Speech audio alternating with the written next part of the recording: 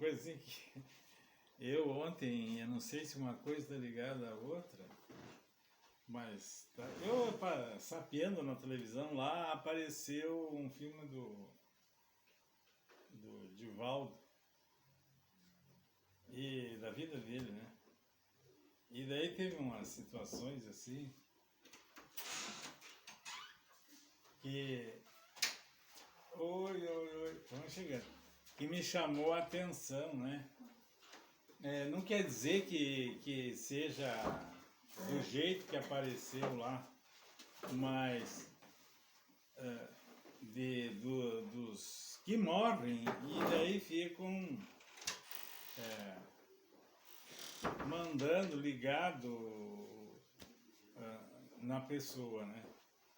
E daí você me traz essa história aí de que aconteceu uma coisa parecida. Posso só te falar um negócio? Pode.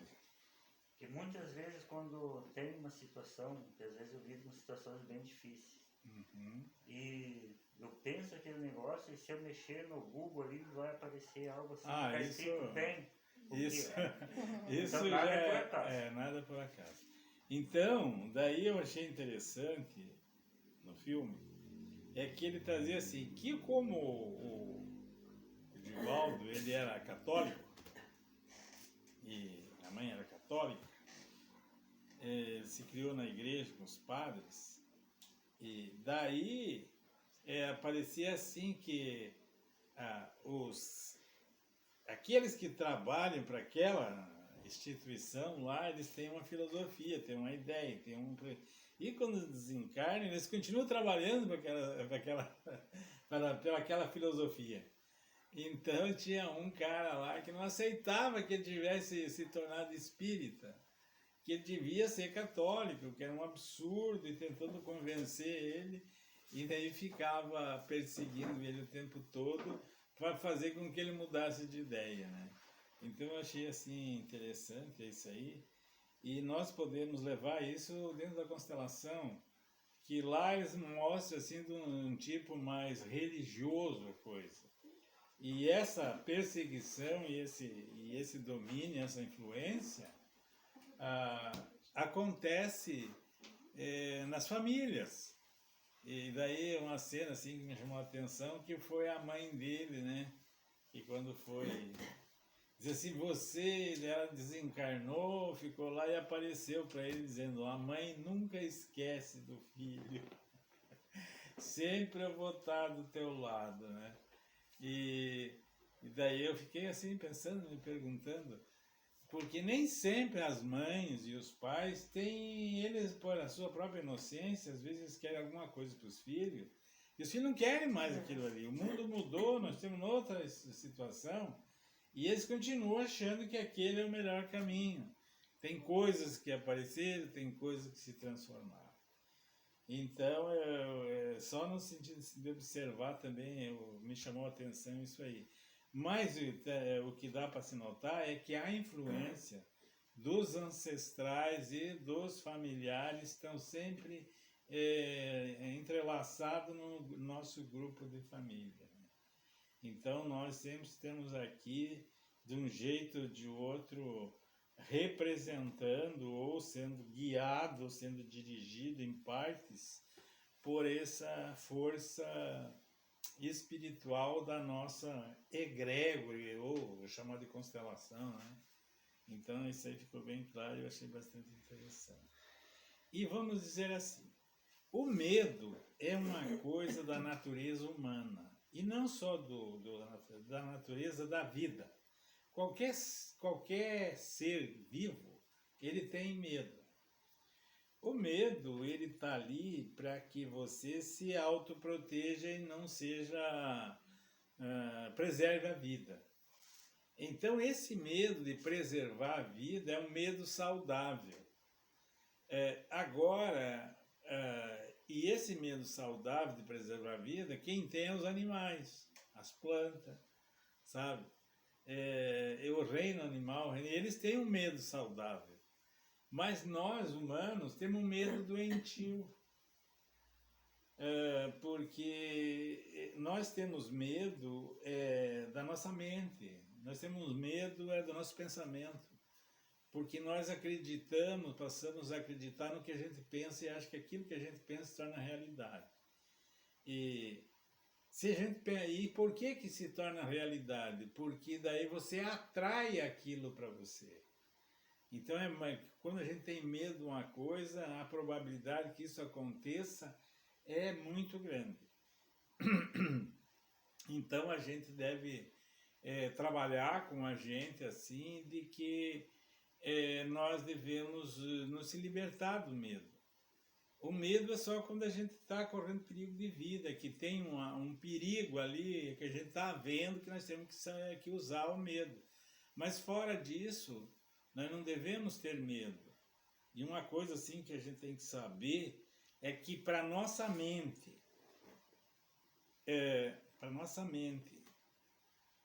a imaginação é mais poderosa do que a realidade. Então, quando a gente imagina uma situação, ela nos causa uma reação física, biológica, mais intensa do que se a gente estivesse na presença da realidade. Então, é muito mais, eu sempre gosto de brincar, quer ver, é mais fácil a gente se apaixonar por alguém na internet do que estando convivendo no dia a dia, no tete a tete. Porque quando você está vendo a pessoa à distância, você imagina. E a imaginação é livre. E então o nosso medo é causado pela nossa imaginação. Isso. E daí a gente tem que acreditar um pouco que a imaginação da gente ela não tem o poder que aconteça aquilo ali, mas se nós continuarmos imaginando, e quando a gente se colocar naquela situação, pode acontecer. E é bem provável que aconteça. Então, para nós termos mais segurança, mais confiança, a primeira coisa que temos que fazer é se nos libertar do medo. O medo é a loucura do ser humano. Entende? A sanidade é não ter medo. Agora o medo, não estou dizendo que a pessoa é louca, mas é uma das loucuras nossas, é o medo. Porque imagine eu ter medo de algo que não aconteceu, imagine eu ter medo de algo que eu não sei se é verdade, de algo que eu não vi, e eu ter medo. Então, por isso que a gente chama que é uma sanidade, porque a gente deve ter medo, que nem a zebra tem quando vai atravessar o rio e está cheio de crocodilo.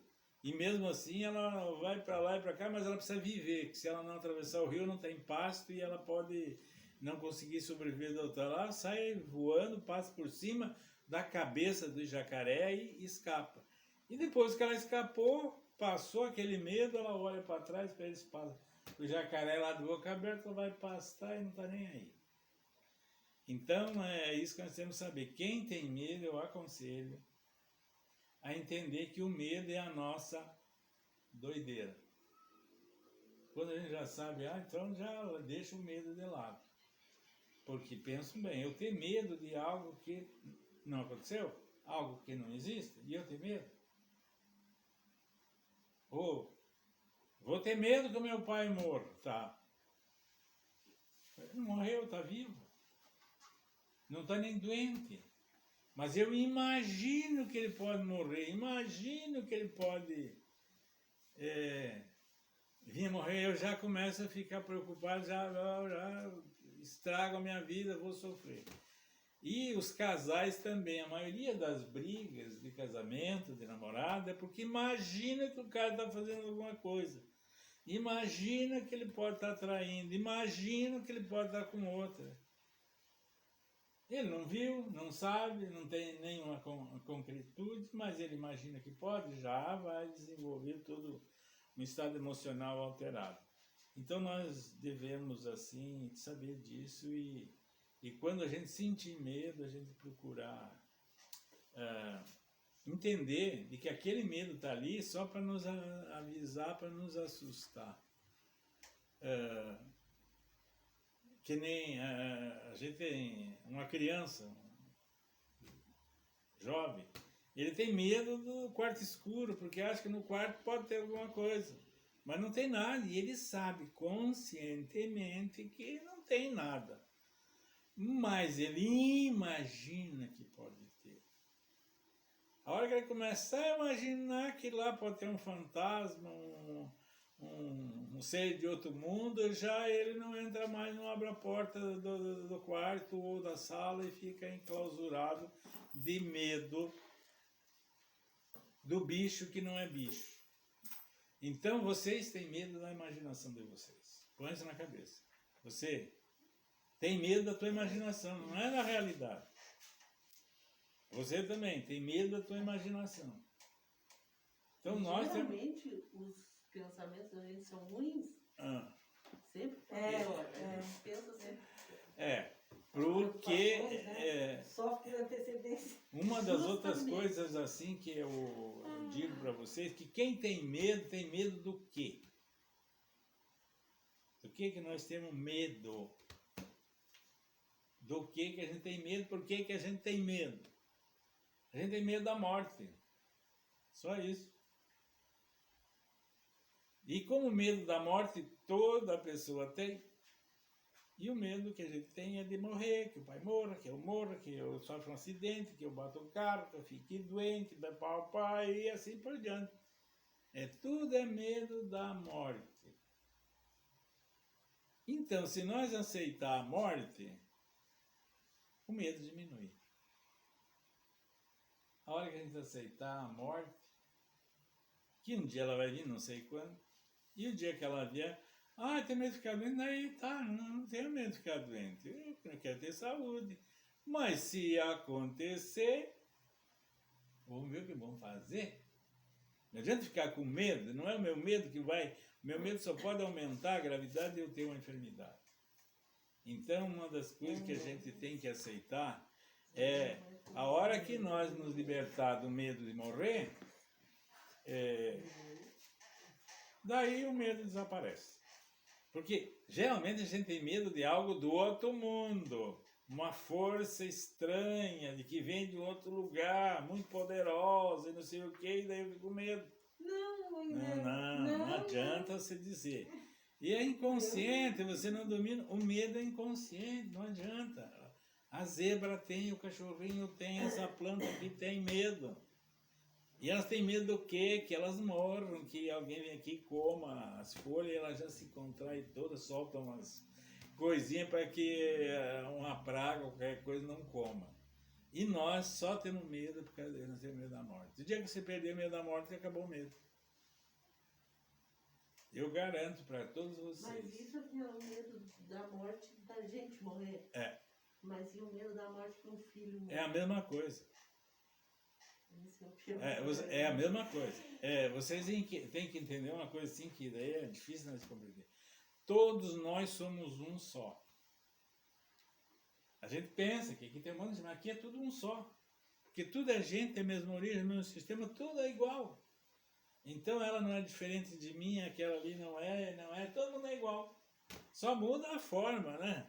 É como se nós fosse jarro de barro. E cada jarro, ele tem um formato diferente. Mas a matéria-prima, qual que é? Barro.